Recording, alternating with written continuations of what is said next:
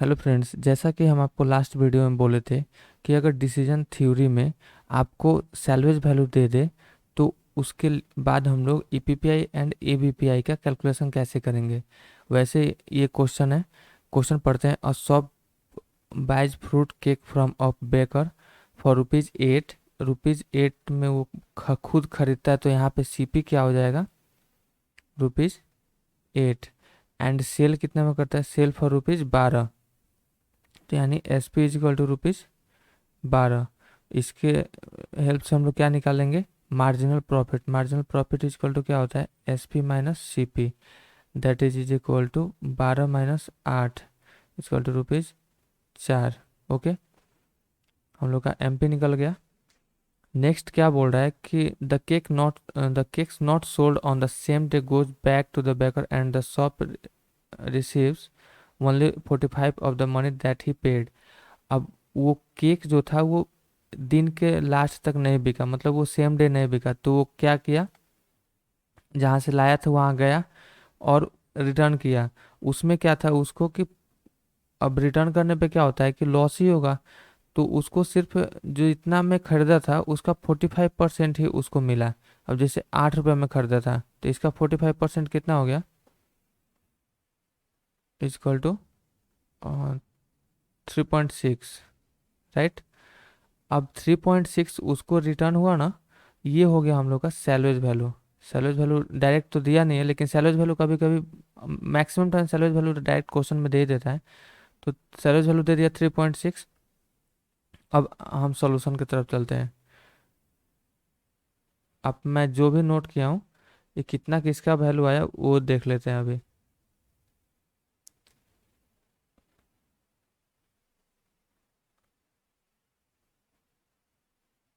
Given में क्या था? Cost price is equal to 8, selling price is equal to 12। इन दोनों के हेल्प से हो गया हम लोग का marginal profit is equal to rupees 4। Then ये हम लोग का सैलरीज वैल्यू परसेंटेज में दिया है, तो salaries value is equal to 45% of. अब जितना मैं खरीदा था उसका 45% ही बेचारा को मिला, तो 45% ऑफ 8, ये कितना हो जाएगा? 3.6। 120 डे फास्ट। अब यहाँ पे हम लोग क्या है, जब सैलरीज वैल्यू दिया रहता है ना, तो आगे टेबल बनाने के लिए हम लोगों को एक ज़रूरत होता है एमपी का, जो हम लोग निकालिए, जो कि मार्जिनल प्रॉफिट है। और एक होता है एमएल यानी कि मार्जिनल लॉस। अब भाई सैलरीज वैल्यू जब है उसको लॉस ही है तभी तो सैलरीज वैल्यू आया। तो मार्जिनल लॉस निकालने के लिए क्या फॉर्मूला होता है? इज इक्वल टू जो कॉस्ट प्राइस दिया हुआ है उसका सीपी माइनस सैलरीज वैल्यू हम तो अभी निकाले। और इन केस अगर ये क्वेश्चन में तो नहीं दिया है cost of holding per unit, लेकिन अगर दिया है तो उसको क्या करते हैं, यहाँ पे ऐड कर देते हैं। कॉस्ट ऑफ होल्डिंग,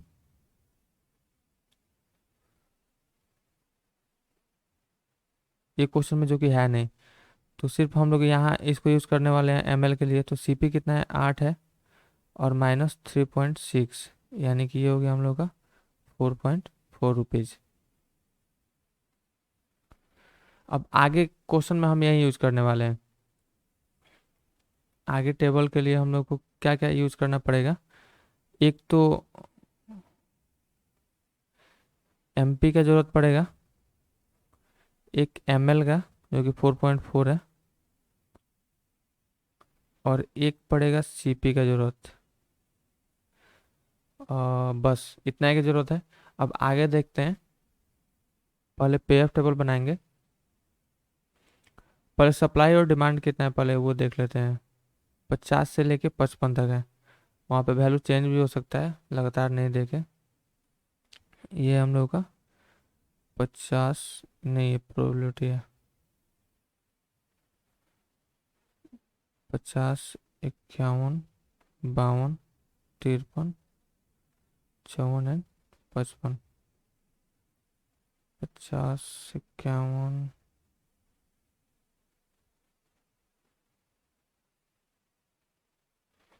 एक चीज़ और यहाँ पे प्रोबेबिलिटी निकालना है। प्रोबेबिलिटी के लिए क्या होता है, जो टेबल में दिया है ना नंबर ऑफ डेज, उसको हर एक नंबर ऑफ डे को टोटल नंबर ऑफ डे से डिवाइड करते हैं। टोटल नंबर ऑफ डे कितना है 120। 120 अगर यहाँ पे नहीं भी दिया है तो यहाँ पे अगर आप जोड़ेंगे इसको 120 30 ये सब जोड़ने पे 120 ही आएगा। अब इसका प्रोबेबिलिटी निकालेंगे तो 10 डिवाइडेड बाई 120 करते हैं। 10 डिवाइड बाई 120 करेंगे, ये हो जाएगा 0.0833। पॉइंट के बाद तीन ही नंबर, चार ही नंबर लेते हैं। उसके बाद क्या है 20 डिवाइड बाई 120, 20 डिवाइड बाई 120 ये हो जाएगा 0.1667। Then 30 divide by 120, 30 divide by 120। यहाँ आप देख रहे हैं 10 है, यहाँ 10 है, पूरा नंबर ऑफ डे यहाँ पे भी 10 है, पूरा नंबर ऑफ डे 120 है। तो इसको एक बार डिवाइड किया, फिर 20 यहाँ पे है, फिर यहाँ पे 120 डिवाइड किए तो 0.177 सॉरी 1667 आया। फिर यहाँ पे 30 है, इसको डिवाइड किए 120 से, इस ये आ जाएगा हम लोग का 0.25। अब इसको क्या करते हैं टेबल में रख लेते हैं, जो भी कैलकुलेशन करेंगे टेबल में लिख लेंगे। ये कितना आया था, ये आया था हम लोग का 0.0833, ये आया था 0.1667, ये 0.25, उसके बाद आ जाएगा 0.2917, 0.125 एंड सेम टू सेम।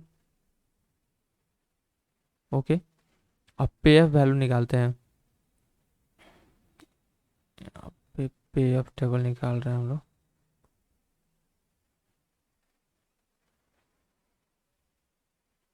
ये पे एफ टेबल है। अब इसके लिए क्या फार्मूला होता है, जैसे पे एफ वैल्यू निकालने के लिए अगर सैलवेज वैल्यू दिया है तो सैलवेज वैल्यू के हम हेल्प से हम लोग क्या करिए एम एल निकाल लिए, marginal loss. M P already पहले भी निकालते थे, अभी भी निकालेंगे, और कॉस्ट जो उसका दिया हुआ है वो है ही। अब आगे क्या फार्मूला यूज होता है कि अगर इन केस अगर आपका डिमांड क्या है ग्रेटर देन और इक्वल टू सप्लाई है, तो इसके लिए एक ही फार्मूला यूज होता है। अगर demand is greater than equal to supply है तो supply multiply by M P यानी कि मार्जिनल प्रॉफिट होता है। ये यहाँ पे सेल्वेज वैल्यू है तब भी यही होगा, पहले भी यही होता था। लेकिन अगर supply is greater than demand है तो क्या यूज होगा, पहले क्या यूज होता था, पहले यूज होता था हम लोग का M P into D minus cost price into supply minus demand. Supply minus demand क्या होता है, ये होता है हम लोग का supply minus demand unsold unit, और ये जो डी होता है ना ये सोल्ड यूनिट होता है। ओके, पहले यूज ये करते थे, लेकिन अभी जब हम लोग का सैलवेज वैल्यू दे दिया है, मार्जिनल लॉस भी है इसमें, तो अब ये यूज होगा हम लोग का formula M P into D minus unsold unit और मल्टीप्लाई बाई एम एल। इसको ऐसे भी लिख सकते हैं एम पी इंटू डी जो कि पहले भी था minus M L unsold unit. Okay, अब सेम आप ये फार्मूला को नोट डाउन कर लीजिए क्योंकि थोड़ा जगह हमको चाहिए ये कैलकुलेशन करने के लिए।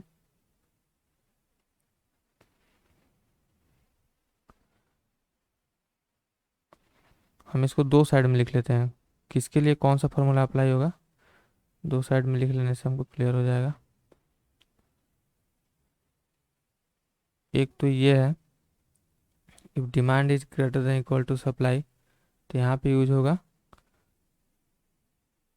Supply multiply by M P, और सप्लाई अगर ग्रेटर देन डिमांड है तो यहाँ पे यूज होगा, इसके लिए इसके पहले वाले वीडियो को आप चेक कर सकते हैं, वहाँ पे हम आपको बताएं कि जब सैलवेज वैल्यू नहीं दिया है, मार्जिनल लॉस नहीं है, तब कौन सा फार्मूला यूज़ करेंगे। अभी थोड़ा देर पहले भी बताएं आपको, यहाँ पे यूज होगा हम लोगों का M P into D minus marginal loss into unsold value supply minus demand. Okay, यहाँ पे हम लोग का कंडीशन है ये दोनों। अब चेक करते, अब चलते हैं हम सॉल्यूशन की तरफ। यहाँ पे अगर देखें P11 के लिए, तो यहाँ पे डिमांड 50 है और सप्लाई भी 50 है, दोनों बरोबर है। तो ये फार्मूला अप्लाई होगा, demand is greater than equal to supply. तो यहाँ पे क्या हो जाएगा, S मल्टीप्लाई बाई MP कितना आया था हम लोग का, यहाँ पे लिख भी लेते हैं हम। MP हम लोग का ऊपर आया है 4, मार्जिनल लॉस आया है 4.4, CP हम लोग का है 8 रुपया, और किसी चीज़ का ज़रूरत नहीं है, बाकी सप्लाई डिमांड यहीं पे दिया रहता है। तो supply multiply by M P 4 है एंड सप्लाई यहाँ पे 50 है, तो 54 जा 200। अब यहाँ पे अगर देखें तो यहाँ भी सप्लाई क्या है, छोटा है डिमांड से, क्योंकि यहाँ पे डिमांड बड़ा है 51, यहाँ पे 50 है सप्लाई P12 के लिए। तो यहाँ पे फिर वही हो जाएगा 200, यहाँ भी 200। आपको एक ट्रिक बताते हैं, पहले जहाँ जहाँ इक्वल है ना, जैसे सप्लाई इक्वल टू डिमांड है, पहले उसका वैल्यू लिख लीजिए, सबसे इजी, क्योंकि उसमें क्या करना होता है, MP/S कर लेना होता है, ठीक है। तब यहाँ पे अगर देखें P22 में, तो यहाँ पे भी डिमांड और सप्लाई बराबर है, 21 है। तो यहाँ पे क्या हो जाएगा, 51 मल्टीप्लाई बाई 4, 51 मल्टीप्लाई बाई 4 कितना होता है, 204। अब यहाँ पे देखिए,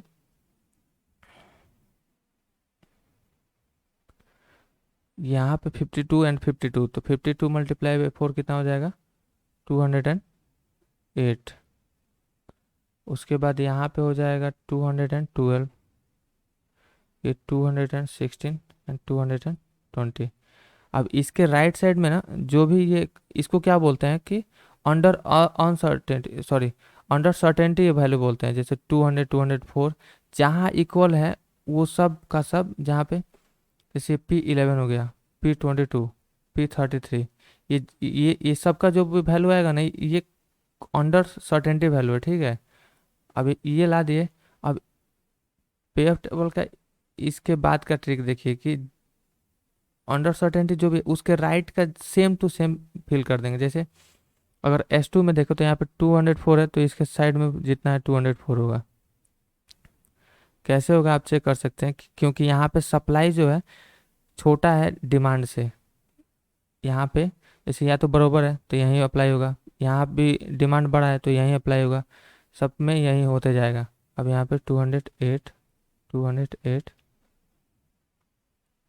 यहाँ पे 212 एंड 216। अब इसके बाद का, अब इधर का काम हम लोग का ख़त्म, जो भी बाकी है इधर का काम बाकी है। अब यहाँ पे क्योंकि supply is greater than demand, तो अब supply is greater than demand, तो हम लोग को ये फार्मूला अप्लाई करना पड़ेगा। तो MP कितना है, 4 है, डिमांड यहाँ पे कितना है, 50 है। अगर P21 में देखें तो डिमांड कितना है, 50 है, माइनस ML कितना था हम लोग का, 4.4, एंड S-D अगर देखें तो सप्लाई यहाँ पे 51 है, -50 है। तो ये हो गया हम लोग का 200 -4 × 4, 1 का डिफरेंस है, तो ये हो जाएगा हम लोग का 195.6। 4.4 को सब्ट्रैक्ट करने के बाद तो 195, ये हो गया हम लोग का 195.6। नेक्स्ट इसमें देखते हैं P31 में। P31 में ये सेम रहेगा क्योंकि 4 और 50 है, यहाँ पे 4.4 सेम रहेगा, यहाँ पे थोड़ा चेंज होगा क्योंकि यहाँ पे 52 - 50 होगा। इसके लिए 52 माइनस ये 52 कर लेते हैं, तो यहाँ पे 2 का डिफरेंस आया, तो ये हो गया हम लोग का 8.8 हो जाएगा ये। अब इसको सब्ट्रैक्ट करने के बाद 200 - 8.8, ये हो जाएगा हम लोग का 191.2, ये हो गया 191.2।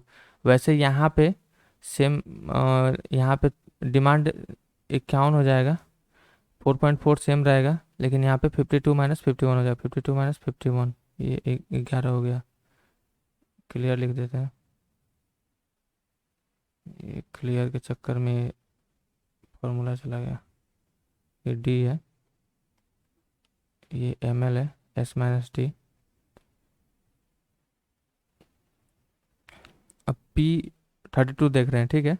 तो यहाँ पे MP कितना है, 4 है, D कितना है डिमांड यहाँ पे 51 है, माइनस एम एल हम लोग का 4.4 आया था। एस माइनस डी अगर देखें तो एस माइनस डी कितना का डिफरेंस है, 52 माइनस 51 यानी कि 1 का डिफरेंस है। तो ये हो जाएगा हम लोग का 51 फोर जा 51 फोर जा। अब यहाँ पे वो भी देखने की जरूरत नहीं है क्योंकि 51 फोर जा यहाँ पे क्लियर है, 204 आया ना, बस उसमें से ये घटा लीजिए, हो गया। अब 204 माइनस 4.4 ये हो जाएगा हम लोग का 199.6, 199.6। अब इसके बाद जो भी हम बताएंगे आपको एक ट्रिक बता रहे हैं, ये भी एक ट्रिक ही है समझिए। इससे बढ़िया और शॉर्ट टाइम में आपको पे अप टेबल मिलेगा ही नहीं। जैसे 208 है ना, इसके कॉलम में देखिए, 200 पहले इसके कॉलम में देखते हैं। ये कॉस्ट ऑफ सर्टेनिटी है, ये एक हो गया, एक वो था, एक ये हो गया 208, 212, 216 एंड 220।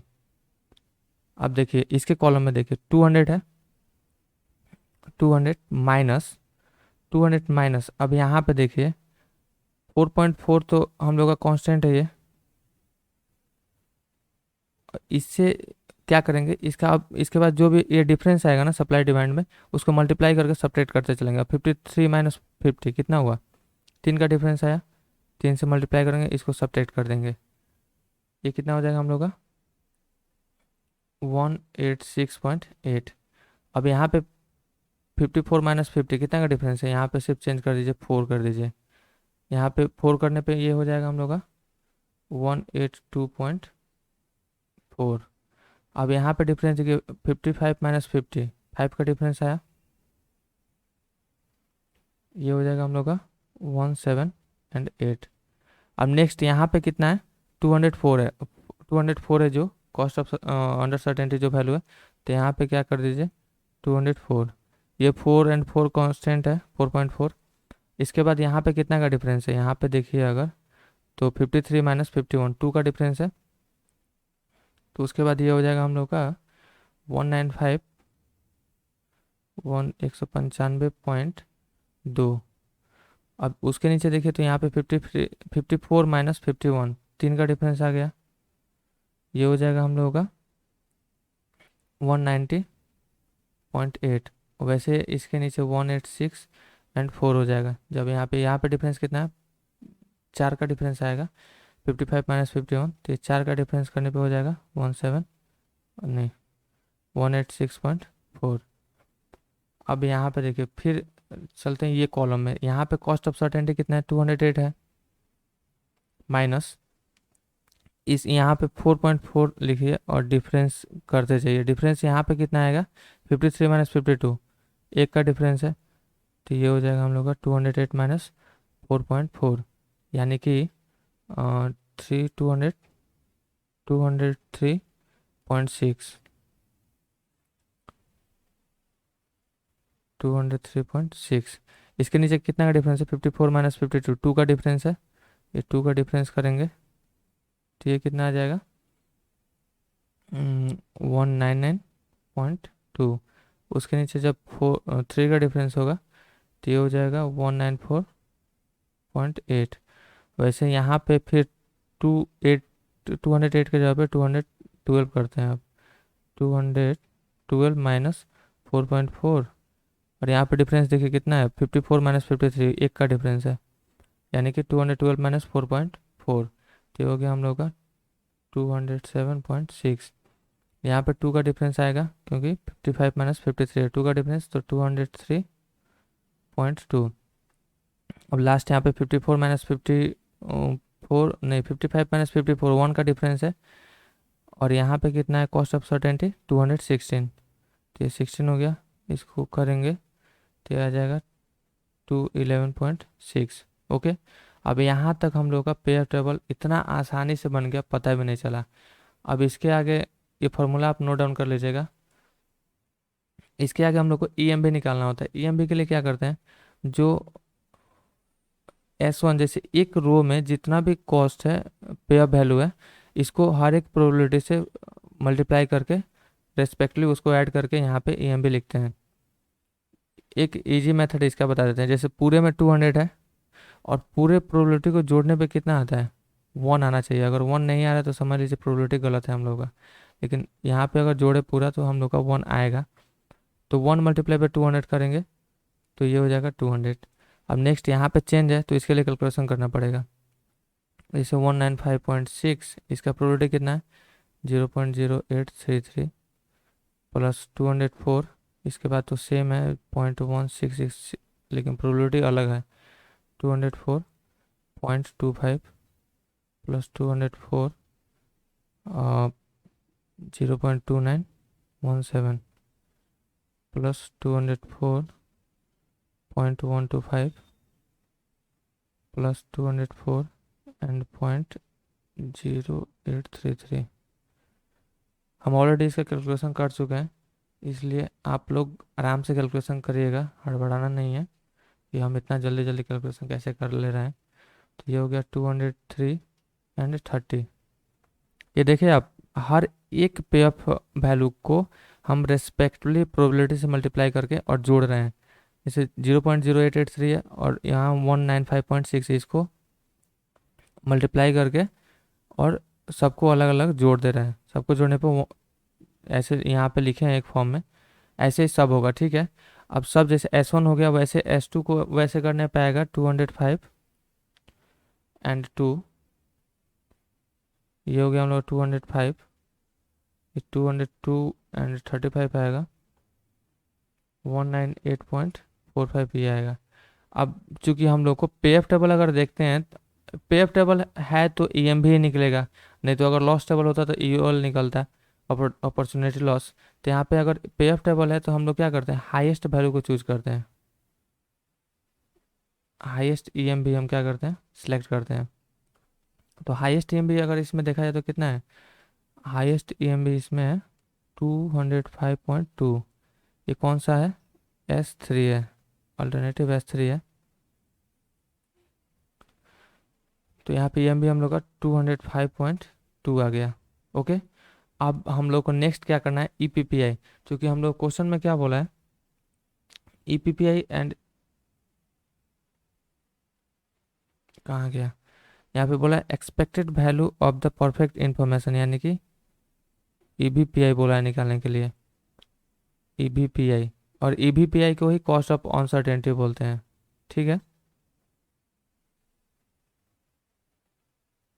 तो EBPI के लिए हम लोग को EM भी निकालिए। अब इसके बाद EPPI निकालना होता है, expected profit of perfect information, EPPI। ठीक है, expected profit of perfect information. तो EPPI के लिए क्या करते हैं, जो हम लोग का कॉस्ट ऑफ सर्टेनिटी आया था ना, ये जैसे 200 हो गया, 204 हो गया, 208, 12, 16 एंड 20, इसको रेस्पेक्टिवली प्रोबेबिलिटी से मल्टीप्लाई कर, सिर्फ कॉस्ट ऑफ सर्टेनिटी को मल्टीप्लाई कर देना और उसको जोड़ देना है बस। तो उसके लिए हम कैलकुलेशन करते हैं नीचे,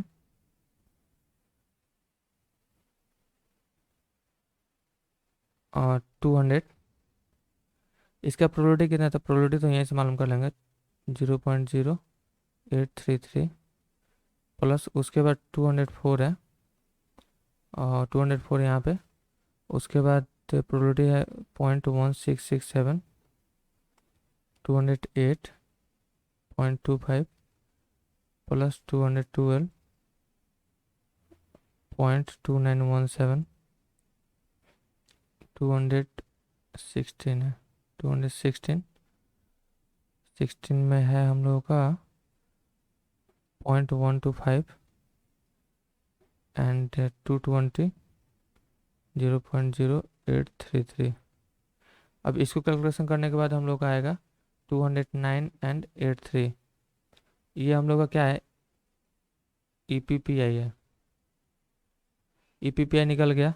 अब EBPI निकालने के लिए हम लोग क्या करते हैं, पहले हम लोग का EMB कितना था, हाईएस्ट EMB कहाँ गया, हाईएस्ट EMB हम लोग का 205.2 है। तो आगे EPPI निकलने के बाद क्या होता है, चूँकि EPPI इजक्वल टू इतना, तो EBPI is equal to EPPI minus highest EMB हो जाएगा। तो EPPI 209 एंड 83 है, माइनस 205.2 हो जाएगा। ये हो गया हम लोग का ₹4.6 कुछ आएगा, 4.6 हम। तो हम लोग का ईवीपीआई निकल गया। ईवीपीआई को ही इसका फुल फॉर्म होता है एक्सपेक्टेड वैल्यू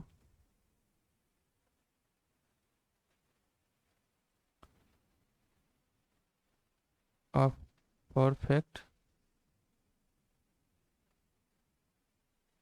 इंफॉर्मेशन, और इसी को बोलते हैं cost of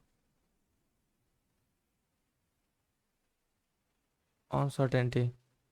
cost of uncertainty हो गया, ईवीपीआई हो गया। ईपीपीआई क्या हो गया? एक्सपेक्टेड,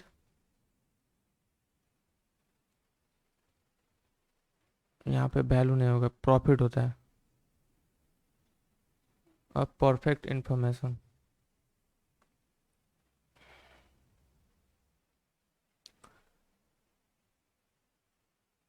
तो आज के वीडियो में हम क्या सीखे कि अगर डिसीजन थ्योरी लेना है, डिसीजन थ्योरी के टॉपिक पे हम लोग को अगर स्लैक वेरिएबल दिया हो, या हम लोग का जो क्या दिया रहता है, cost of holding per unit दिया होता है, cost of holding per unit दिया हो, तो इस मेथड से हम सॉल्यूशन करने वाले हैं। ठीक है। अगर आपको इससे रिलेटेड और कोई प्रॉब्लम है तो आप हमको व्हाट्सएप कर सकते हैं, ये मेरा व्हाट्सएप नंबर है।